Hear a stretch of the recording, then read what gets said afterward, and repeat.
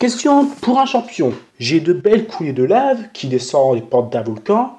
Je ne suis pas très dangereux pour l'homme à condition de me regarder d'assez loin. Des explosions peuvent avoir lieu. Qui suis-je? Les volcans effusifs. Alors forcément, avant de commencer une vidéo sur les différents types d'éruptions, il faut savoir faire la différence entre volcans effusifs, volcans boucliers et les volcans explosifs. Donc bon là, on a fait la définition du volcan effusif. Ensuite, si on va voir les volcans boucliers, alors qu'est-ce qu'un volcan bouclier? Par exemple, le Piton de la Fournaise est un volcan bouclier. Alors pourquoi on dit volcan bouclier? En fait, si on prend l'exemple du Piton de la Fournaise, qui est une véritable usine à magma, environ une fois par an, ce volcan aux pentes très douces, en forme de bouclier renversé, d'où son nom volcan bouclier, émet des laves très fluides. Ces éruptions sont impressionnantes, mais généralement sans danger, car il y a peu de maisons sur les pentes des volcans. Et en plus, il y a même des points d'observation qui permettent aux habitants et aux touristes d'admirer le spectacle en sécurité. Alors au contraire, si on prend les volcans gris, appelés aussi volcans explosifs, les volcans sont pentus, ils ont un cône pointu ou un cratère qui est masqué par un bouchon de magma, et en fait, ceux-là, c'est les plus dangereux et les plus vicieux. Alors si par exemple je vous dis le Merapi, ça vous dit peut-être rien, mais si je vous dis l'éruption de l'an 79 avec le Vésuve, là, ça va vous réveiller des souvenirs.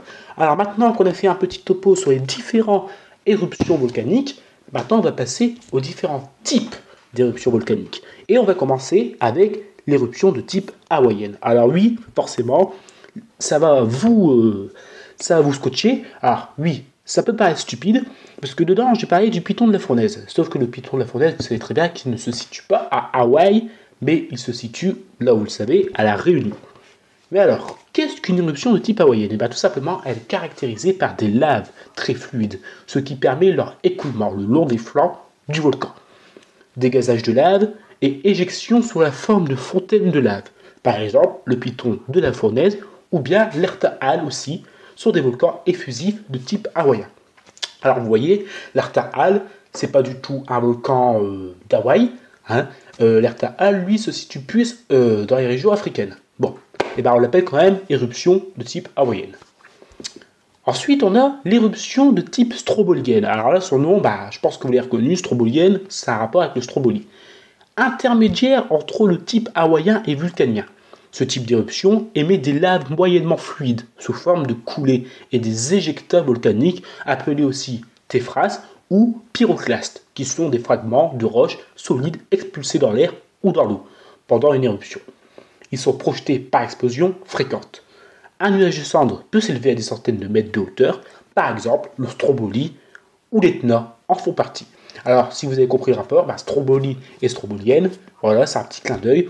On a nommé ça en hommage au Stromboli qui avait aussi des éruptions très très fréquentes. Alors le Stromboli, il se situe sur les îles éoliennes, donc si un jour vous allez faire un petit tour sur les îles éoliennes, vous allez le voir direct parce que c'est le premier truc qu'on aperçoit. Voilà. Donc là, on a fait une catégorie pour les volcans effusifs. Et là, on va passer à une toute autre catégorie, plus dangereuse, plus puissante et plus spectaculaire. Les volcans explosifs sont plus dangereux à cause de leur lave visqueuse, qui forme des bouchons en haut du cratère des volcans, jusqu'à exploser littéralement dû à la pression des gaz. Alors oui, il y a pire que les volcans effusifs. Et là, on va rentrer dans les volcans les plus dangereux. Alors là, on va déjà entamer l'éruption vulcanienne. Alors qu'est-ce que c'est que ça? Dans ce type d'éruption, les laves de type basaltique, donc ça veut dire composées de basalte, qui sont des pierres volcaniques, s'écoulent plus difficilement. Fontaines et projections de lave donnent des coulées, et en fait, ces coulées, elles vont couler le long du volcan. Mais, oui, forcément, il y aura un petit mais, dangereux, très dangereux, car les projections de pierres poussent. Les cendres et les bombes peuvent se produire à plusieurs kilomètres de haut. Le Vulcano en Italie, par exemple, est un volcan de type vulcanien. Alors oui, là aussi, on a encore fait un petit clin d'œil. Vulcano vulcanien, voilà. C'est un petit hommage au volcan Vulcano qui se situe en Italie. Donc là, je pense que vous avez compris le petit clin d'œil. Et là, on va passer à une éruption, je pense que vous attendez tous avec impatience, l'éruption de type péléenne. Alors si vous avez compris le rapport, Péléenne et la montagne Pelée, et oui, cette triste histoire, oui, il faut le dire. Et en fait, l'éruption de type péléenne, c'est quand la lave est pâteuse et s'écoule mal, ou quasiment pas du tout. Et elle forme un dôme, un dôme de lave. Et en fait, ce qui se passe, c'est que sous la pression du magma, il peut se désagréger ou exploser, quoi. Donc en fait, littéralement, ça fait... voilà, quoi. Ça saute comme un bouchon de champagne et ça produit des coulées pyroclastiques mortelles. Alors pour ceux qui ne savent pas, c'est quoi des coulées pyroclastiques? C'est des grandes coulées de cendres, de tous les corps chauds qui composent un volcan. Et alors là, vous êtes dans une coulée pyroclastique, c'est fini. Il n'y a rien à faire. Vous faites votre prière, quoi. En fait, vous mourrez, quoi. Vous mourrez grillé. Mais vraiment grillé. Et en fait, bah, malheureusement, l'éruption de la montagne Pelée en 1902 en Martinique a dévasté Saint-Pierre. Et en hommage à cette éruption de la montagne Pelée, on avait appelé ça éruption de type péléenne. Ah oui, l'éruption de la montagne Pelée, c'était le 8 mai 1802. Alors c'est soit le 6, soit le 8. Donc là, il faudra vérifier parce que je suis plus trop sûr. Mais c'est entre le 8, c'est soit le 6, soit le 8. Mais je crois que c'est le 8 mai 1902. Donc voilà, ils se sont pris une belle déculottée, quoi. Donc ils se sont fait littéralement... En fait, ils avaient été prévenus, mais personne n'a voulu évacuer, quoi. Donc ça a été mortel pour plus de 28 000 personnes. 28 000 personnes sont mortes. Et oui, je vous l'ai dit, c'était vraiment spectaculaire. Il y en a que 2 qui ont survécu, dont l'histoire que vous connaissez tous avec Siparis, hein, le prisonnier qui a réussi à échapper parce que les murs de son cachot étaient très épais. Et ensuite, on retrouve par exemple la soufrière à Montserrat, qui fait partie de ce type d'éruption, les éruptions péléennes. Alors là, il ne faut pas confondre éruption péléenne et éruption plinienne. Et oui, on passe aux éruptions pliniennes. Alors qu'est-ce qu'une éruption plinienne? Eh bien, c'est le même type d'éruption que la péléenne. Cette éruption aussi dangereuse à cause de ses coulées pyroclastiques et la présence de nappes phréatiques sur le parcours de la lave augmente le risque explosif, ce qui rend ce type d'éruption dangereuse. Le volcan Merapi, qui est très connu, qui se situe en Indonésie, est le plus dangereux, ou même le Pinatubo et son éruption en 1991. Alors là, on a mis la photo du Pinatubo. Alors cette éruption-là est exceptionnelle, hein. C'est printemps 1991, c'est l'éruption qui a été la plus violente à l'entrée du XXe siècle. Il faut savoir que cette éruption, c'est l'apocalypse. Ils se sont pris une déculottée aussi. Alors ça va, il n'y a eu que 800 victimes, mais cette éruption a été spectaculaire. Je vous laisse découvrir ça dans les livres. Je vais vous expliquer ça plus tard dans une prochaine vidéo, mais cette éruption vraiment a été spectaculaire, et même celle du mont Sainte-Hélène aussi a été spectaculaire dans la chaîne des Cascades aux États-Unis.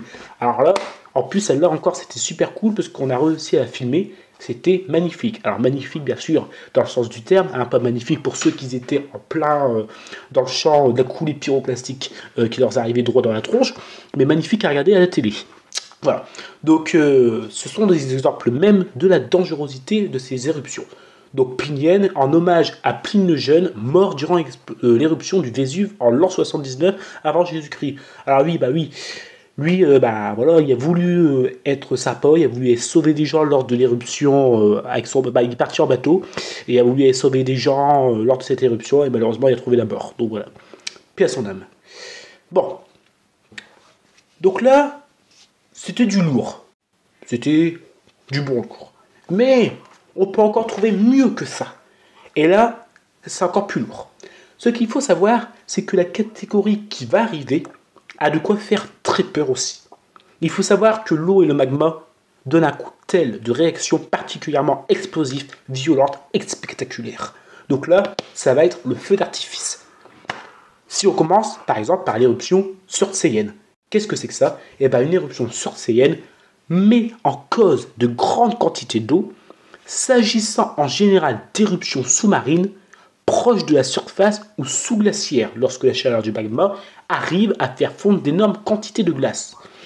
Lors de cette éruption, la pression de l'eau étant alors pas suffisamment pour éviter l'explosion de la lave à son contact, une explosion en forme de cyprès, alors qu'est-ce qu'un cyprès? C'est un genre d'arbre, se produit alors, mélangeant de la lave, des téphrases refroidies, de l'eau liquide et de la vapeur d'eau. L'éruption du Nevado del Ruiz ou de Grimstone en font partie. Alors le Nevado del Ruiz, ça aussi c'est une triste histoire, hein. Ils ont eu droit aussi à l'art meurtrier. Pour ceux qui ne savent pas ce que c'est à l'art, c'est une coulée de boue volcanique meurtrier. Ça passe, ça détruit tout. C'est presque comme un tsunami, sauf que ça ne fait pas la taille d'un tsunami non plus, il ne faut pas déconner, mais c'est hyper meurtrier. Donc j'espère qu'un jour vous n'aurez jamais à vivre ça, parce que c'est super violent et virulent. Donc là, on a vu l'éruption de type Surtseyen. Et donc là, on va passer à l'éruption sous-glaciaire. Donc comme son nom l'indique, c'est une éruption caractérisée par l'émission d'une lave sous une masse de glace, comme un glacier ou une nappe de glace. Donc aussi qu'on appelle un Atlantis. La lave fait fondre la glace à son contact, la transformant en eau ou en vapeur. L'eau accumulée sous le glacier peut être libérée brutalement. Ce type d'éruption peut former des volcans en tuya. Alors qu'est-ce que c'est que ça? Eh bien, ce sont des types de montagnes d'origine volcanique avec un sommet plat. Alors imaginez, je vous l'ai dit, la lave et le magma, eh ben, ça ne fait pas bon usage. Il ne faut pas les mélanger à deux, parce que sinon ça fait boum. Hein.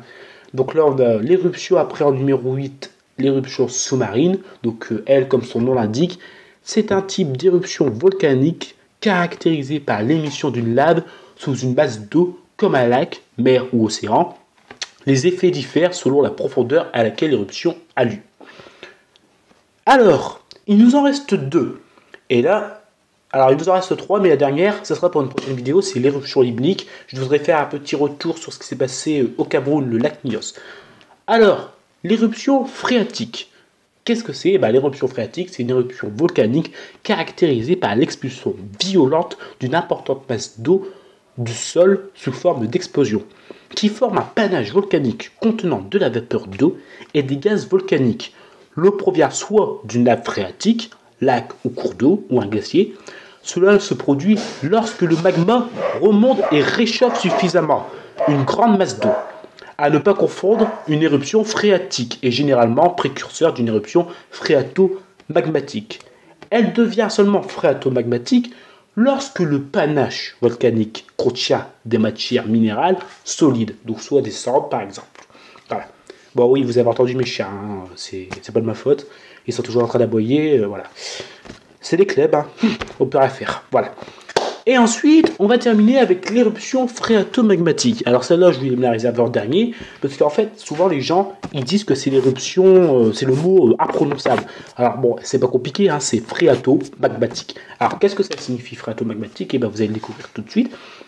Comme on l'a vu précédemment, c'est caractérisé toujours lorsque le